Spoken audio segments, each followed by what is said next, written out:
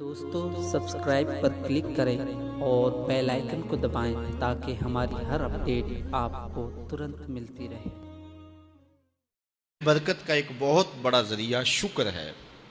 ارشاد فرمایا لَإِن شَكَرْتُمْ لَأَزِيدَنَّكُمْ، اگر تم شکر کرو گے وہ تمہیں اور زیادہ عطا کرے گا، اور اگر تم شکر نہیں کرو گے وَلَئِن كَفَرْتُمْ، کفران نعمت کرو گے، ان عذابی لشدید، تو پھر میرا عذاب بڑا سخت ہے۔ رزق کے اضافے کا ایک اور بہت بڑا سبب انفاق فی سبیل اللہ ہے۔ اللہ فرماتا ہے جو تم خرچ کرتے ہو تو جو چیز تم نے نکال دی اس کی جگہ اللہ تمہیں اور عطا کر دیتا ہے۔ بعض اوقات ہمارا یہ ہوتا ہے کہ کوئی آدمی مالی بحران میں آ گیا تو وہ کرتا کیا ہے کہ جو راہ خدا میں دینے کا کھاتا تھا پہلے اسے کلوز کرتا ہے۔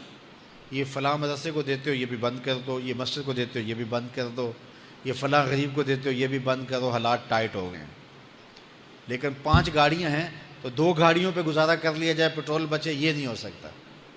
گھر کے لچھن وہی ہیں لیکن بند کہاں سے کیا؟ جہاں سے رزق آنا تھا۔ ہمیں تو یہ حکم دیا ہے جب رزق تنگ ہونے لگے صدقہ دے کے رب سے کاروبار کر لو، صدقے سے تمہارے رزق میں اضافہ ہوگا۔ یہ رب کا وعدہ ہے اور اللہ کے وعدے جھوٹے نہیں ہو سکتے۔ رزق کی برکت کا ایک اور بہت بڑا ذریعہ النکاح ہے۔ فرمایا اگر تم نکاح کرو گے، تم فقیر ہو وہ تمہیں غنی کر دے گا۔ لوگ کہتے ہیں بچہ پیروں پہ کھڑا ہو لے تو پھر نکاح کریں گے۔ اللہ کہتا ہے تم نکاح کرو ہم پیروں پہ کھڑا کر دیں گے۔ ہمارا فلسفہ اپنا ہے، اس کا حکم اپنا ہے۔ وہ کہتا ہے ابھی تو یہ اپنے لیے نہیں کماتا تو جو آئے گی اس کو کہاں سے کھلائے گا؟ میاں جس نے آنا ہے اس نے اپنا رزق لے کے آنا ہے۔ تو بچوں کی شادیاں کرو، اگر وہ جوان ہو گئے رزق نصیب ہوگا۔ اپنے اہل خانہ کو نماز کے حکم دینے سے رزق بڑھتا ہے، چونکہ جو صبح کا وقت ہوتا ہے یہ رزق کے بٹنے کا وقت ہوتا ہے، اور جس گھر میں صبح کے وقت لوگ سوئے ہوئے ہوتے ہیں وہاں بے برکتیاں ہوتی ہیں۔ تو طلوع فجر سے لے کر کے طلوع آفتاب تک اپنی اولاد کو، بیوی کو، بچوں کو نہ سونے دیں۔ اس وقت رزق بٹنے کے لمحے ہوتے ہیں۔ کثیر دعائیں مانگیں، تلاوت کلام مجید پڑھیں، اور نماز فجر مرد حضرات مسجدوں میں جا کے باجماعت ادا کریں، اور گھروں میں جو ہے وہ بیٹیاں بہنیں مصلے بچھا لیں تو اللہ کی رحمتوں کا نزول ہوگا۔ اب ایک حدیث میں رزق کے اضافے کا ایک اور نسخہ ارشاد کیا گیا۔ میرے حضور نے فرمایا جو شخص یہ چاہتا ہے کہ اس کے رزق میں برکتیں ہوں اور اس کی عمر میں اضافہ ہو تو وہ اپنے رشتہ داروں کے ساتھ سلوک اچھا کرے۔ رشتہ داروں کے ساتھ اگر اچھا سلوک کرو گے تو پھر تمہارے رزق میں برکت ہو۔ غریب ہیں تو ان کی مدد کرو، ان کی بیٹیوں کی شادیاں اپنے ذمے لے لو اگر اللہ نے آپ کو وسعت دی ہے، ان کی پریشانیاں بانٹ لو، ان کا قرضہ ہے تو اتارنے کی کوشش کرو، ان کو مشکلات سے نکالنے کی کوشش کرو۔ تم ان کو مشکلات سے نکالو گے اللہ تمہیں مشکلوں سے نکالے گا۔ تمہارے رزق میں بھی برکتیں ہوگی اور تمہارے مال میں بھی برکتیں ہوں۔ فرمایا بہتر صدقہ وہ ہے جو ناراض غریب رشتہ دار کو دیا جائے۔ اگر وہ پھنس گیا ہے، مجبور ہے، ناراض ہے، تو اس کو اگر دیں گے تمہارا نفس اس میں شامل نہیں ہوگا، تو یہ افضل صدقہ ہے جو ہر صورت میں قبول ہی قبول ہے۔ رزق کے اضافے کا ایک اور سبب الاحسان الی الضعفاء، جو کمزور لوگ ہیں ان کے ساتھ اس نے سلوک کرنا۔ الانفاق علی طلبۃ العلم، طالب علموں پہ خرچ کرنا، یہ بھی رزق میں اضافے کا سبب اور ذریعہ ہے۔ وہ حضرت بابا فرید نے کہا نا چھٹا رکن دین کا روٹی ہے۔ گھر میں کچھ نہ ہو تو پھر نہ نماز اور نہ ہی دیگر امور کی لذت آتی ہے، تو یہ رزق فراواں اور وسیع اور مبارک نصیب کر دے اللہ۔ تو اس کے لیے ایک اور وظیفہ میں دیتا ہوں، اور وہ یہ کہ مغرب کے بعد 21 مرتبہ سورۃ الکوثر پڑھ لیں، کثرت ہو جائے گی انشاءاللہ۔ اول خدوشی پڑھ لیں، 5-7 منٹ لگتے ہوں گے، تو سورہ کوثر 21 مرتبہ روزانہ مغرب کی نماز کے بعد پڑھیں، اور اگر بہت زیادہ مسائل ہیں تو ہر نماز کے بعد پڑھ لیں، تو انشاءاللہ آپ دیکھیں گے کہ گھر میں برکتیں اترتی محسوس ہوں گی، انوار کا نزول ہوتے محسوس کریں گے۔ تو یہ وہ رزق کے اسباب ہیں، اگر ہم اختیار کر لیں تو ہم اللہ کی خاص رحمتوں کے حقدار ہوں گے۔ اللہ ہم سب کو رزق حلال، رزق وسیع، رزق سہل رزق مبارک، رزق فراواں نصیب فرمائے۔ علیہ السلام پر درود پڑھنے سے انسان خود سنورتا ہے اور اللہ کی رحمتیں اس پر نازل ہوتی ہیں۔ علماء نے لکھا ہے کہ درود اللہ کی بارگاہ میں ایک دعا ہے جو اللہ کی بارگاہ میں عرض کی جاتی ہے، اے اللہ، نبی رحمت صلی اللہ علیہ وآلہ وسلم پر رحمتوں کا نزول کر۔ تو کوئی یہ دعا مانگے کہ اے اللہ اپنے نبی پر رحمتوں کا نزول کر، تو کیا اللہ تعالیٰ اس کی یہ دعا قبول نہیں کرے گا؟ تو درود ہر صورت میں قبول ہے۔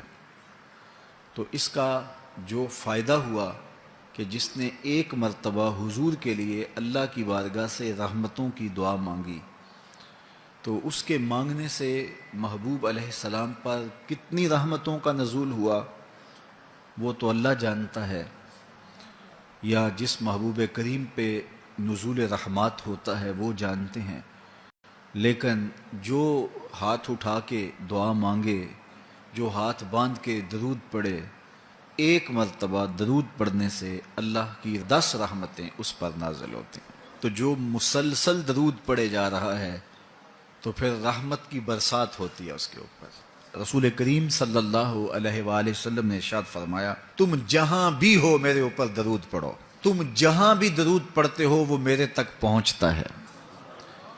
صبح پڑھو، شام پڑھو، دوپہر پڑھو، دن کو پڑھو، رات کو پڑھو، نماز سے پہلے پڑھو، نماز کے بعد پڑھو، محفل کے آغاز میں پڑھو، محفل کے دوران پڑھو، محفل کے اختتام پہ پڑھو، مسجد میں پڑھو، گھر میں پڑھو، جہاں بھی میرے اوپر درود پڑھو گے، جیسے بھی میرے اوپر درود پڑھو گے، فرمایا میرے تک پہنچتا ہے۔ ہر شخص یہ چاہتا ہے کہ میں حضور کی قربت پاؤں، حضور کا قرب مجھے ملے، اور اگر کسی کے سینے میں یہ آرزو نہیں ہے تو اس کے سینے میں دھڑکنے والا دل کسی مومن کا دل ہی نہیں ہے۔ یہ میری بھی آرزو ہے، گناہ گار ہونے کے باوجود آرزو ہے، آپ کی بھی آرزو ہے، آرزو تو کی جا سکتی ہے، چونکہ کرم ہوتے دیر نہیں لگتی، وہ جس پہ چاہے کرم فرمائیں۔ تو اگر قربت حاصل کرنی ہے تو پھر اس کا طریقہ کیا ہے؟ رسول کریم صلی اللہ علیہ وآلہ وسلم نے ارشاد فرمایا، قیامت کے دن میرے سب سے نیڑے وہ ہوگا جو سب سے زیادہ میرے اوپر درود پڑتا ہے۔ تو جتنا درود حضور پہ زیادہ پڑھو گے قیامت کے دن اس قدر حضور کی قربت نصیب ہوگی، اور حضور کی چادر رحمت کی ٹھنڈی چھاؤں ملے گی، جام کوثر نصیب ہوں گے، اور جہاں حضور ہوں گے وہاں قیامت کے دن کی سختیاں نہیں ہوں گی، وہاں دامن محبوب کی ٹھنڈی ہوائیں ہوں گی۔ تو حضور علیہ السلام پر کثرت سے درود پڑھنا یقیناً یہ دکھوں کو دور کرنے کا علاج ہے، اور یہ دنیا آخرت کی بہتریوں کی ضمانت ہے۔ حضرت ابو ہریرہ رضی اللہ تعالیٰ عنہ سے روایت ہے جو امام ابو داود نے اپنی سند سے روایت کی ہے۔ رسول کریم صلی اللہ علیہ وآلہ وسلم نے ارشاد فرمایا کہ جب کوئی شخص میرے اوپر سلام بھیجتا ہے تو اللہ تعالیٰ میری روح میرے اندر لٹا دیتا ہے، یہاں تک کہ میں اس کے سلام کا جواب دیتا ہوں۔ روح اطہر جسد انور میں لوٹا دی جاتی ہے اور حضور سلام کا جواب دیتے ہیں۔ تو مجھے کائنات میں کوئی ایک لمحہ تو ایسا بتاؤ جس لمحے حضور پہ سلام نہ پڑا جاتا ہو۔ وہاں روضہ رسول پہ چلے جائیں تو وہاں لمحہ لمحہ سلام کے گجرے ہیں، کائنات کے جس گوشے میں چلے جائیں درود و سلام کے جو ہیں وہ گجرے ہیں۔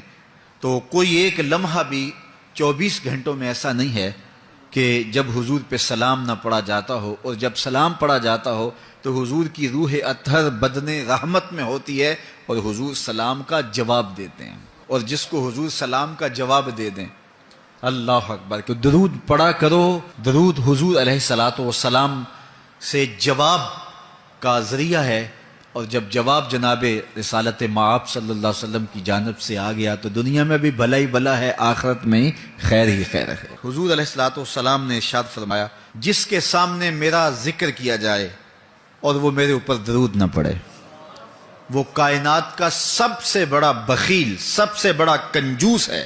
ہم بخیل تو نہیں ہیں، تو پھر پوری یکسوئی کے ساتھ چند مرتبہ حضور